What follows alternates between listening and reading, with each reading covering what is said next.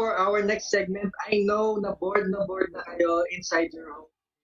You have so much time to spend. You don't know where to spend it. So what better way to spend it than to train your pets? I'm sure may, yung iba sa inyo ang alam lang is sit, stay, or sleep, or mga tricks at kanilang mga pets. So today we have invited us level up training for your pets. So is is a certified training partner for Karen Pryor Academy and also a lead instructor for Better Dog Canine Behavior Center. So later on nga pala, after the demo, there will be a question and answer portion. So while watching, you can also already post your questions on the comment section, and later on we'll read them for our speaker. Okay, so without further ado, please make sure you watch this one. This is Canine Cross Training, of course, our speaker, Mr. Brad Feliciano. Okay, hi. Thank you so much for tuning in, everybody. Welcome to the first and the official launch of Canine Cross Training. This is something that I have been working on since September of last year because my dogs are aging, can't do agility anymore, and I have different sizes of dogs. I can tell you more about it later, and I can tell you more about myself, but for now, just call me Teacher Brad or just simply Brad. Just like any other sport, you must do some warm-up. And I also have a program for warm-ups, and I call that the small space stimulation, which is very significant nowadays because a lot of people are locked and quarantined inside their houses, and their dogs, as well as they are suffering. So you don't have to do much. You just have to systematically give them their food. And it's about 4 o'clock now, I think, and it's about time for my dogs' dinner. So what I have here is their dinner. And I just chopped it up into smaller pieces. If you're feeding kibble, that's also amazing. That's even more convenient. And you can use that to your advantage. It's just the way that you feed your dog that should be systematic. So you can give them a lot of physical exercise and a lot of brain puzzles, a lot of brain obstacles for them to make the most for you and for them to make the most out of a very small room. In my case, the yoga studio. So let's start with 3 exercises that I prepared for you. First up, there's the kiss gently. So let me move away a bit. The kiss gently is, I call it the kiss gently because your hand is gesturing like a kiss, right? And it's something that I use to deliver the treat to my dog. But if the dog tries to jump up for your hand and tries to passionately get it from your hand, I will not let go of the treat. Otherwise, I would be rewarding that. That's something that I don't like. I want him to kiss my hand gently, and that is the condition that I am waiting for every time he tries to get food from my hand. So let's try to move here so you can see. I'm going to ask him to kiss it gently. Very good. So that was great. And try to do it again. We've done this so many times, and I hope that he commits a little mistake so I can show you how I would react if he tries to go for my hand. This is gentle. Let's just say that he's not doing it gently. Like that. I move it away immediately. Like that. Immediately move it away. Move it away. Very good. And release the food. So that was first exercise. Let me move my yoga blocks away. The next exercise is through the cave. This is a little bit more active. And this one makes you utilize whatever space that you have. So I called it through the cave because it's the same thing as showing your kissing hand and then just tossing it through the cave between your legs.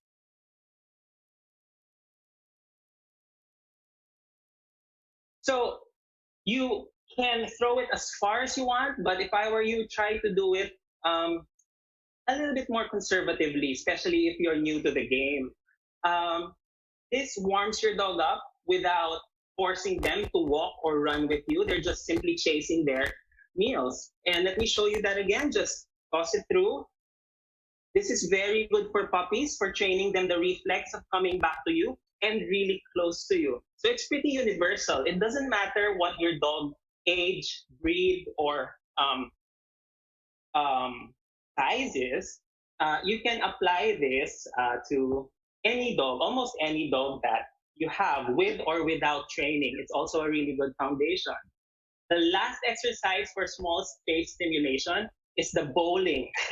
Now, it's kind of funny because you need a little bit of coordination here. So imagine you playing bowling. So get your right hand, get a treat, get their piece of food, and then make sure that your dog is also on the same side as you, and just toss it as if you're tossing a bowling ball. Now you have to turn the other way and use your left hand as well. This is bowling, love, bowling. Again, if you have a bigger space, better. But it doesn't mean that you cannot utilize a small space like this one. So that's how I warm my dogs up before I do canine cross training. Again, you have to utilize whatever you have because nowadays you have to be very creative. Make sure that it's safe, make sure that it's simple, and make sure that is sustainable. And this is very simple, sustainable, and safe. Without further ado, let me just catch my breath. Without further ado, let me walk you through 8 out of 12 very simple exercises that you can do for canine cross training. And what you need is just food and a traffic cone. And let me show you some ideas later if you don't have traffic cones in your house, because this is pretty random, like a traffic cone, right? So let me just use whatever traffic cone I have. And let me now wake up Kaya, because Kaya's going to be the one to do the demo. I hope we have more time. Come on, right there. So let me just wake up Kaya. Move there. Go over there. Over there. Okay. I got that. So here's Kaya. Kaya is a Yorkie that was rehomed to me. And what I'm gonna show you are very simple exercises that you can start doing at home. Hold on, let me just manage Alab. Okay, come on.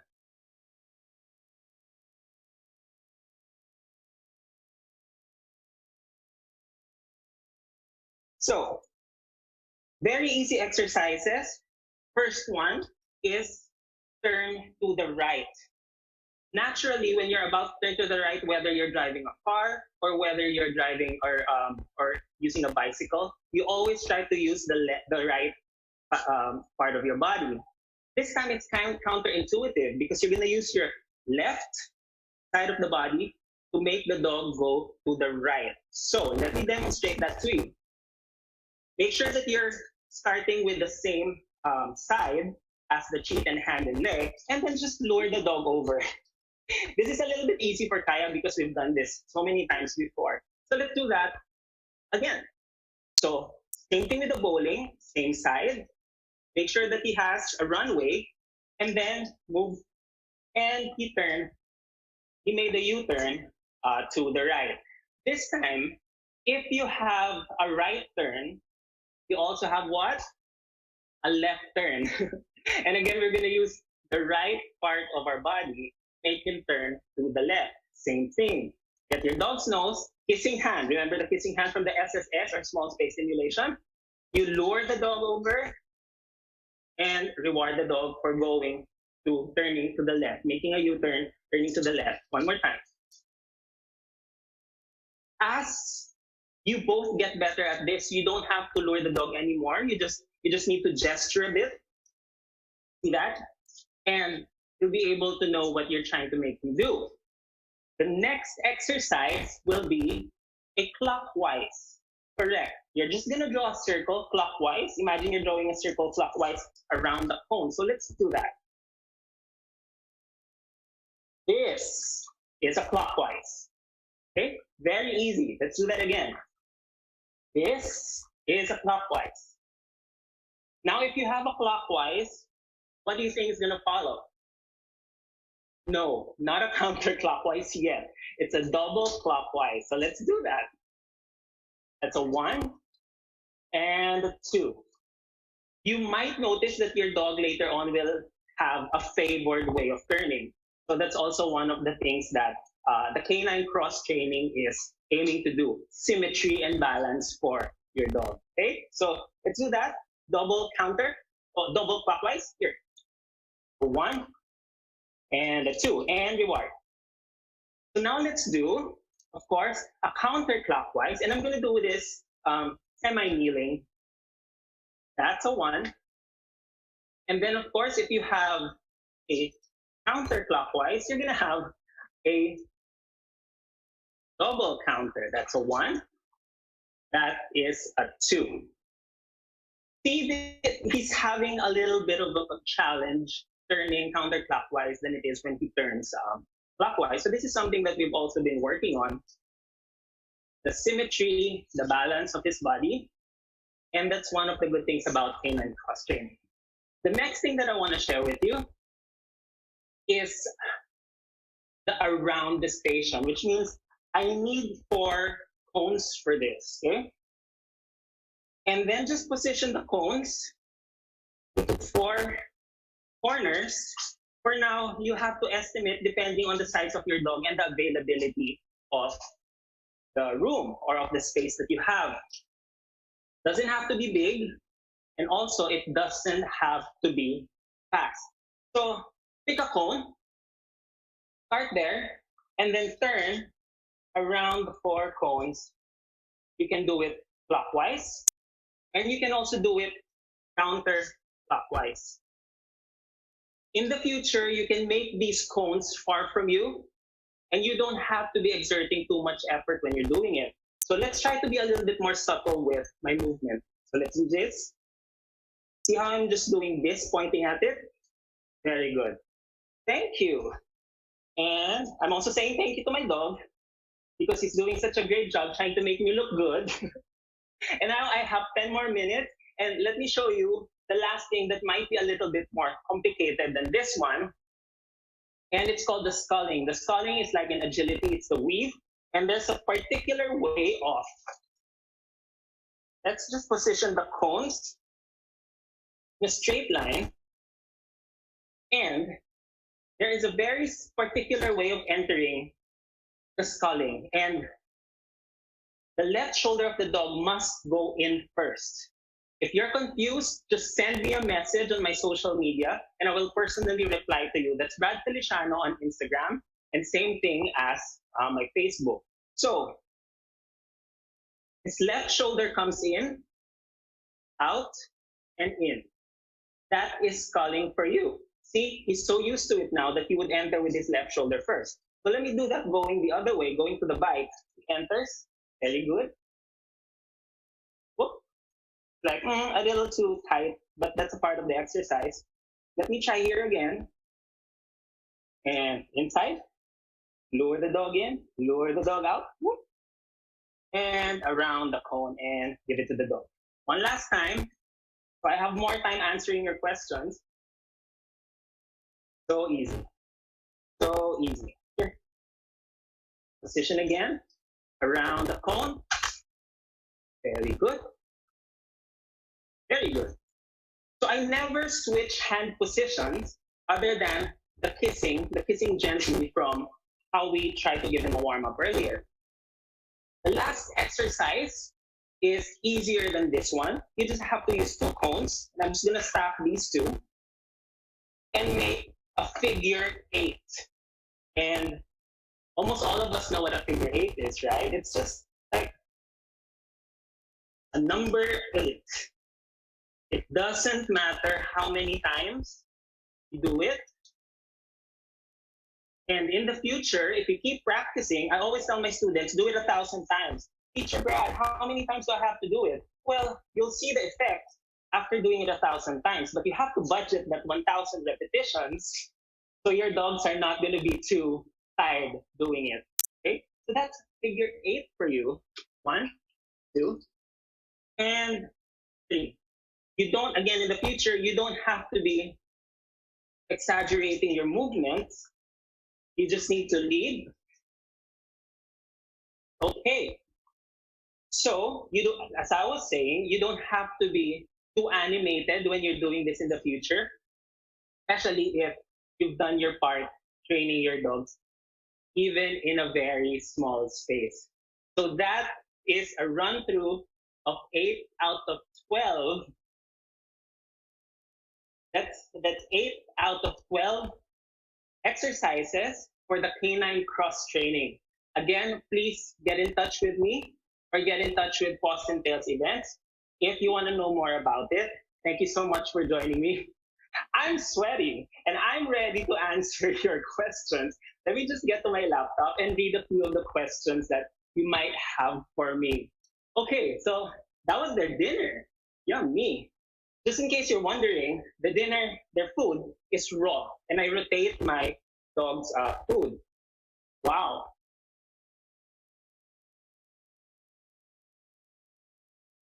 I am. Okay, let me see. If you have questions, please write them down for me. I can see them. How often do you need to learn new tricks? That's a great question. Jasmine, hello. Jasmine, if you can hear me. Okay. How many times you can teach your dog probably a trick a week, at least for my practice. My dogs don't have to master the trick every time. They don't have to. The reason why I'm giving them a new thing to learn is for them to have neuroplasticity or for their brains to develop a little bit more. Okay. So I will speak slowly so you will understand more. I hope I answered your question. Again, that's my practice. Some other books or trainers might tell you otherwise, and they're all correct. I'm only teaching you what I apply to my dogs and my personal principles. Okay. The next one. Can you still train a 6-year-old dog new tricks? Absolutely. Let me tell you about my teacher. She would always, Terry Ryan, would always tell me, Brad, it's just like taking care of a bonsai. The older the bonsai gets, the harder to bend, the harder to train, but they're the more beautiful bonsais. So yes, if you have a rescue dog, if you have a senior dog that has not been trained before, the best time to start is now. Remember that. What else do I have here? Um, if you have any questions, in touch, Charlotte. Okay. So I don't have any questions. I can't read any questions anymore. Let me ask you. Let me tell you the most common questions that I get, other than can you train all dogs with tricks? Canine cross training is it applicable to any kind of dog? Yes. As long as the dog is physically healthy, yes. If your dogs have some what I call um, tendencies of showing behaviors that are not uh,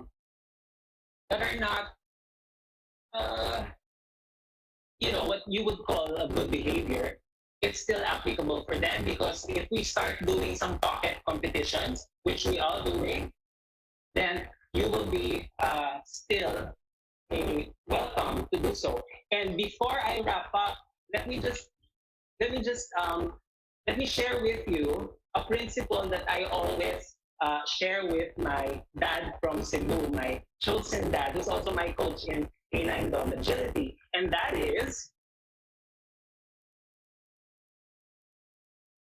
run your dog, not your mouth. Simply put, start doing what you can do now and stop talking. Thank you so much for having me. I will see you again on social media, and my details are down in the description below. Thank you so much. Goodbye, everyone, and I'll join you again next time.